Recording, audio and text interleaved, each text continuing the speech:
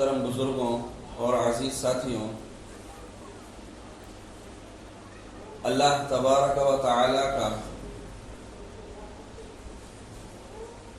ایک بہت بڑا احسان ہے ہم پر کہ اس نے ہمیں مسلمان گھرانے میں پیدا کیا۔ چھوٹی نعمت نہیں ہے یہ، یا صرف بڑی نعمت نہیں ہے، یہ بہت بڑی نعمت ہے جس کے بدل کی کوئی نعمت نہیں ہے، یا جس کے ہمسر جس کے برابر کوئی نعمت نہیں ہے۔ اتنی بڑی نعمت ہے۔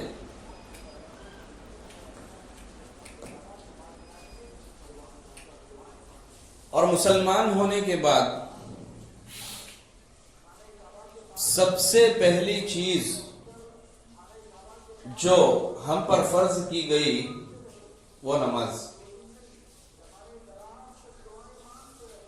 سب سے اول درجے کا عمل، سب سے پہلا نمبر جس کا ہے اہمیت میں، احکام کے اعتبار سے نہیں بول رہا میں، حکم جو اللہ کی طرف سے اترے اس کی طرف سے سب سے پہلے نماز کا حکم اترا، ایسا نہیں بولوں۔ مرتبے کے لحاظ سے، مقام کے اعتبار سے نماز کے برابر کوئی عمل نہیں ہے، کوئی عمل نہیں ہے۔ حضرت عبداللہ بن مسعود رضی اللہ عنہ ایک حدیث بیان فرماتے ہیں کہ رسول اللہ صلی اللہ علیہ وسلم سے پوچھے، یا رسول اللہ، صحابہ پوچھے، کوئی صحابی پوچھے، یا رسول اللہ سب سے افضل عمل مقام کے اعتبار سے، اہمیت کے اعتبار سے سب سے افضل عمل کون سا ہے؟ رسول اللہ صلی اللہ علیہ وسلم نے فرمایا نماز، نماز کو اپنے اوقات میں ادا کرنا، صرف نماز نہیں، وقت پر نماز ادا کرنا سب سے افضل عمل۔ حالانکہ اعمال کیسے کیسے ہے، حج کا عمل لے لو، لاکھوں روپے خرچ ہوتے، اسے کئی دن لگتے، کئی سہولیات، اسے کئی تیاری لگتی، لیکن وہ عمل تو سب سے افضل عمل نہیں بولے۔ زکوٰۃ لے لو، زکوٰۃ دینے کے واسطے کلیجہ ہونا، مال جو ہے انسان کے اندر دل میں بیٹھا رہتا، اسے دینا کا تو دل نہیں چاہتا، تو زکوٰۃ دینے کے لیے نفس کی قربانی ہے، اس میں نفس نہ چاہتے ہوئے وہ کام کرنا، ایسے عمل کو سب سے افضل عمل نہیں بولے رسول اللہ صلی اللہ علیہ وسلم۔ روزہ رکھنا، انسان کی محبوب دو چیزیں، ایک نیند اور دوسری بھوک، کھانا، وہ دو چیزیں بھی اس میں روزے میں کم ہوتی، لیکن اللہ وہ عمل، رسول اللہ صلی اللہ علیہ وسلم وہ عمل کو افضل عمل نہیں بولے۔ پھر کون سے عمل کو بولے؟ نماز۔ کیا اہمیت ہے نماز کی؟ کیوں ایسا بولے رہیں گا؟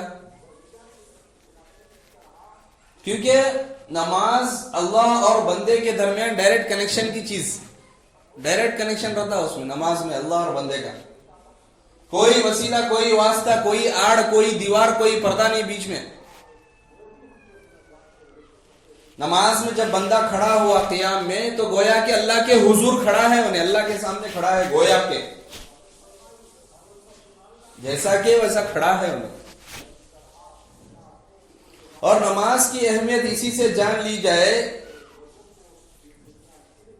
کہ جب بچہ پیدا ہوتا تو سب سے پہلے نماز کے متعلقات میں سے اذان ہے نا، نماز سے تعلق رکھنے والی چیز اذان، یہ دی جاتی اس کے کان میں، سب سے پہلے نماز یاد دلائی جاتی اسے کہ حی علی الصلاۃ، نماز میں کامیابی ہے، دیکھ تیری، حی علی الفلاح، تیری کامیابی یہاں ہے، دیکھ نماز میں۔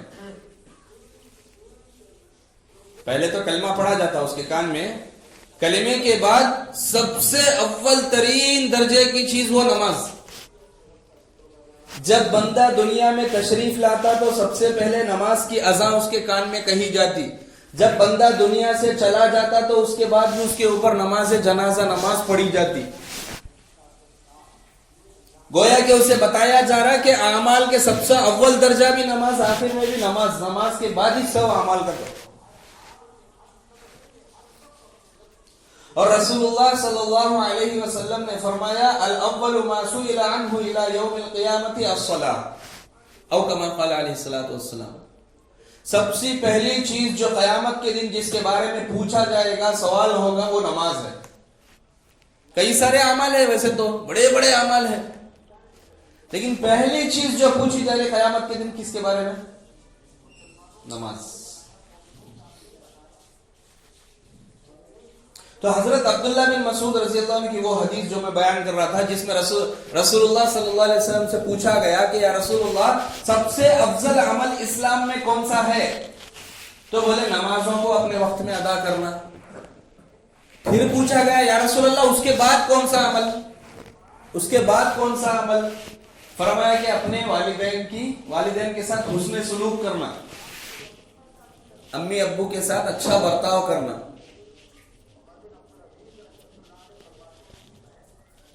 حالانکہ دنیاوی اعتبار سے تو ہمیں ایسا لگتا ہے کہ ماں باپ سے بڑھ کے کوئی نعمت نہیں ہے بھائی، ان کا عمل کہیں کو پیچھے. تو اس سے مراد یہ کہ ماں باپ کی جو عظمت ہے، ماں باپ کے ساتھ جو حسن سلوک ہے، یہ دنیاوی اعتبار سے ہمیں نظر آ رہا کہ ان کے احسانات ہمارے اوپر اتنے ہیں، ہمیں ان کی اطاعت، ان کے حسن سلوک کرنا واجب ہے، ضروری ہے، ایسا لگتا ہے ہمیں. لیکن دراصل کیا ہے، نماز ایسا عمل ہے جس کے اثرات، جس کے ثمرات، جس کے فائدے دنیا میں بھی گنائے نہیں جا سکتے، اتنے سارے ہیں. اسی لیے اس کو اول درجہ رکھیں. ماں باپ کے فائدے جو ہے ہمیں دنیا میں دکھ رہے، ماں باپ کیا کیا کرتے ہمارے واسطے، کتنے قربانیاں دیتے، کتنے سارے تکلیفاں برداشت کرتے، بارہا سنے رہتے. لیکن یہ دنیا میں ہمیں دکھ رہے، اس لیے ان کی فضیلت معلوم ہو رہی. نماز کی فضیلت ایسی ہے کہ جس کے فضائل دنیا میں تو ناممکن ہے اس کے فضائل پورے گنانا یا پورے ہونا. دنیا میں تو فائدے ہے نماز میں، آخرت میں اور ہمیشہ کے فائدے. ایسی اہم چیز نماز. پھر پوچھا گیا یا رسول اللہ صلی اللہ علیہ وسلم اس کے بعد کون سا عمل سب سے افضل؟ فرسٹ بولے نماز، سیکنڈ بولے ماں باپ کے ساتھ اچھا سلوک کرنا. پھر پوچھا گیا یا رسول اللہ اس کے بعد کون سا عمل ہے سب سے بہتر؟ تو فرمایا اللہ کے راستے میں جہاد کرنا. اس کے بعد جہاد سب سے افضل. دیکھو جہاد میں بندہ خون، اپنی جان نچھاور کر دیتا اللہ کے نام پہ، خون بہاتا، اپنے ٹکڑے ٹکڑے کرواتا، دھجیاں اڑواتا اپنی، لیکن ویسے عمل کو نماز کے پیچھے رکھے. حالانکہ نماز میں زیادہ مشقت ہے، جہاد میں ہے. ظاہری اعتبار سے دیکھے تو نماز میں زیادہ مشقت ہے، جہاد میں زیادہ مشقت کیا، جہاد میں تو پوری زندگی ختم ہو جا رہی نا. لیکن ویسے عمل کو اللہ کے نبی صلی اللہ علیہ وسلم یہ نہیں بولے کہ سب سے افضل نماز جہاد ہے، سب سے افضل عمل جہاد ہے، یہ نہیں بولے. ہمارے عقل کے اعتبار سے ہمیں سوچے یا دنیاوی لاجک کے اعتبار سے اگر سوچا جائے تو سب سے افضل عمل جہاد رہنا تھا، یا پھر ماں باپ کے ساتھ حسن سلوک رہنا تھا. ان سے بڑے کون مقام والے ہیں ماں باپ سے بڑھ کے دنیا میں؟ لیکن رسول اللہ صلی اللہ علیہ وسلم یہ بتانا چاہ رہے ہیں کہ نماز کا مقام ان سے بھی بڑھ، تمہیں جتنی اہمیت ان چیزوں کو دیتے، جہاد کو ہو یا ماں باپ کی اطاعت کو، فرما برداری کو، حسن سلوک کو دیتے، ان سے بھی کئی زیادہ بڑھ کر ثواب، کئی زیادہ بڑھ کر اہمیت نماز کی ہے. آج ہم لوگ جہاد کو نہیں جانے والے کو برا آدمی تو سمجھتے، ویسے تو یہاں نہیں ہے وہ بات، لیکن اسے برا تو سمجھتے. کوئی اگر جہاد کا انکار کر رہا ہے، نہیں جا رہا، اللہ کے راستے میں نہیں جا رہا، اسے برا تو سمجھتے. ماں باپ کے ساتھ حسن سلوک نہیں کرا تو اسے تو ہمیں پورا بدترین سمجھتے. لیکن نماز چھوڑنے والے کو ہمارے معاشرے میں ہمیشہ کہتے کی ہے. جو اہمیت ہمیں نماز کو دینا ہے وہ اہمیت دوسرے غیر چیزوں کو دے رہے، اور نماز کی اہمیت ہمارے دلوں سے گھٹ گئی. نماز کی اہمیت نہیں، اذان ہونے کی ہو رہی ہے، نماز کی اہمیت اور حدیثوں میں کیا. رسول اللہ صلی اللہ علیہ وسلم نے فرمایا کہ نماز بے حیائی سے روکتی. ایک مرتبہ حضرت ابو ذر رضی اللہ عنہ حضور صلی اللہ علیہ وسلم کے ساتھ باہر نکلے. فوائد دیکھو نماز کے کیسے ہیں. حضرت ابو ذر رضی اللہ عنہ حضور صلی اللہ علیہ وسلم کے ساتھ باہر نکلے. ٹھنڈ کا موسم تھا، پتجھڑ کا موسم تھا، ٹھنڈی ہواؤں کا موسم. اس میں پورے جھاڑ کے پتے سوکھ کے گر جاتے. पतझड़ का मौसम आता ना, ऑटम सीजन, उसमें पत्ते गिर जाते। वैसे मौसम में रसूलुल्लाह सल्लल्लाहु अलैहि वसल्लम एक झाड़ के नीचे आके खड़े हुए, उसकी एक टहनी नीचे गिरी थी, वो लेके पकड़े, जैसे ही पकड़े उसके जो सूखे पत्ते थे वो भी नीचे झड़ को गिरे। तो हुजूर सल्लल्लाहु अलैहि वसल्लम सहाबा से बोले कि ऐ सहाबा, जिस तरह ये झाड़ के पत्ते पूरे एक भी नहीं बचे सन गिर गए नीचे, तो जो आदमी 5 वक्त नमाज पढ़ता उसके सारे गुनाह ऐसे ही साफ हो जाते। बोले जो आदमी 5 वक्त नमाज पढ़ता, आज हमें गुनाहों की तौबा करने के वास्ते क्या क्या हीले अपनाते, लेकिन अल्लाह फ्री में गुनाहों की तौबा देने तैयार है। क्या है मेरे बंदो, तुम्हें 5 टाइम नमाज पढ़ लो, तुम्हारे पूरे गुनाह माफ कर तुम्हें करा। इसी तरह रसूलुल्लाह सल्लल्लाहु अलैहि वसल्लम ने, हजरत अबू हुरैरा रज़ी अल्लाह अन्हु रिवायत करते कि रसूलुल्लाह सल्लल्लाहु अलैहि वसल्लम ने फरमाया, अगर किसी के घर के सामने एक नहर जारी है, एक पानी की नदी जारी है, उसमें रोजाना 5 वक्त ने पानी नहाया। सहाबा से पूछ रहे हुजूर सल्लल्लाहु अलैहि वसल्लम के, अगर किसी के घर के सामने एक नहर जारी है और रोजाना 5 वक्त वो अगर उस नहर में नहाए, तो क्या उसके बदन पर कुछ मैल बाकी रहता? बाकी रहता? रोज 5 टाइम कोई पानी नहाया तो बाकी नहीं रहता। रसूलुल्लाह सल्लल्लाहु अलैहि वसल्लम ने फरमाया कि जिस तरह 5 वक्त नहर में नहाने से उसके बदन पे कोई मैल कुचैल बाकी नहीं रहता, इसी तरह जो बंदा 5 वक्त नमाज पढ़ता है उसके नामे अमल में कोई गुनाह बाकी नहीं रहते, अल्लाह उसके सारे गुनाह को माफ कर देते। क्या क्या मशक्कत हो रही भाई, पैसा लग रहा, घंटों घंटों से वक्त लग रहा, फिर क्यों हमें अपने गुनाहों को माफ नहीं कराने पे, क्यों हम अपने गुनाहों की पोटली सिरपोट हो के कयामत के मंजर में जाने वाले हैं। और यहां पर एक बात का खुलासा कर दूं कि जहां पर भी ये नमाजों में या किसी भी अमल से गुनाह माफ होने की बात आती तो ये सगीरा गुनाह मुराद रहते हैं, कबीरा गुनाह नहीं, क्योंकि कबीरा गुनाहों के वास्ते तौबा करना शर्त, ये सिर्फ अमाल से माफ नहीं होते। कबीरा गुनाह, बड़े गुनाह, कबीरा गुनाह का तो बड़े गुनाह, सगीरा का तो छोटे गुनाह। जो बड़े बड़े गुनाह है, जैसे मिसाल के तौर पर कभी माँ बाप को गाली दिए थे, तो अब से मैं 5 टाइम नमाजा पढ़ने के बाद पूरे गुनाह माफ होते कहते, 5 टाइम नमाजा पढ़ डाले तो वो गुनाह माफ नहीं होता, क्योंकि कबीरा गुनाह हो। या फिर इतने दिन से नमाजा छोड़ रहे थे, आपसे पढ़ने के बाद पूरे नमाज छोड़े गुनाह माफ हो जाते, क्योंकि नहीं वैसा नहीं होता, वो कबीरा गुनाह हो। तो जहां कहीं ये गुनाहों के माफ होने के अमाल आते कि जिसकी फजीलत में गुनाह माफ हो जाते रहता, तो यहां मुराद क्या है? सगीरा गुनाह, छोटे गुनाह माफ होते, बड़े गुनाह नहीं। ये दूसरे हदीसों से बात मालूम होती है, इसीलिए उलमा इसकी तफसीर में ये बयान करते। क्यों ऐसा रखे? छोटे गुनाहों को सिर्फ माफी क्यों न रखे, बड़े गुनाह, छोटे गुनाहों को माफी रखे, छोटे बड़े गुनाह को कहीं को माफी नहीं रखे? तो इसके मुतालिक फरमाते कि सहाबा के जमाने में मुसलमान से कोई बड़ा गुनाह सादिर हो जाए ये हो ही नहीं सकता था।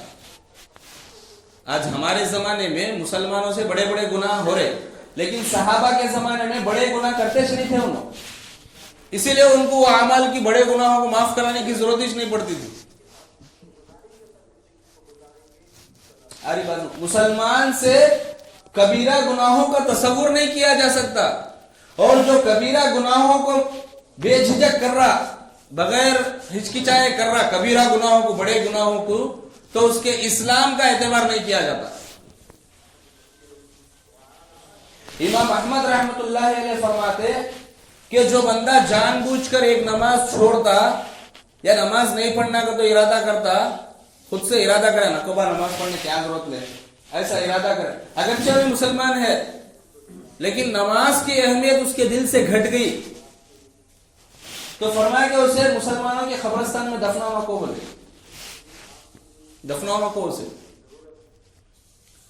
हजरत इब्ने मसूद रज़ी अल्लाह अन्हु फरमाते कि हमारे जमाने में जब कोई नमाज छोड़ता था तो हमें उसे मुसलमान ही नहीं समझते थे, कुफ्र के करीब पहुंच गया उन्हें समझते थे। आज नमाज की कितनी अहमियत है हमारी नजरों में, हमारी जिंदगी में। सहाबा के नजदीक मुसलमान तो मुसलमान, मुनाफिकों की भी हिम्मत नहीं होती थी नमाज छोड़ने की। منافقان بھی نہیں چھوڑتے تھے نماز. اور نماز کی اہمیت کا اندازہ اس چیز سے لگایا جا سکتا کہ دنیا میں کوئی بھی عمل ایسا نہیں ہے، جتنے بھی اعمال ہے، زکوٰۃ، حج، تلاوت قرآن، ماں باپ کی فرما برداری، نیکیاں، جو بھی عمل ہے، کسی بھی عمل کے وقت میں اس عمل کا اعلان نہیں کیا جاتا کہ اب یہ وقت پہ ہو گیا، آؤ یہ کام کرتے آؤ. کسی بھی عمل کے وقت وہ کام کا اعلان نہیں کیا جاتا. جیسے مثال طور پر حج کا مہینہ قریب آیا تو کہاں تو اعلان ہوتا کہ حج کا مہینہ آ گیا، سب جنے حج کے ارادے کرو کا تو اعلان ہوتا. مسجدوں میں حج کے فضائل بتاتے، لیکن باقاعدہ حج کو آنے والوں کا آؤ آؤ حج کو تو اعلان ہوتا. مکے سے کیا تو اعلان آیا کبھی نہیں ہوتا. زکات دینے والے کو کہتے اور زکات کا مہینہ، زکات کا کوئی خاص مہینہ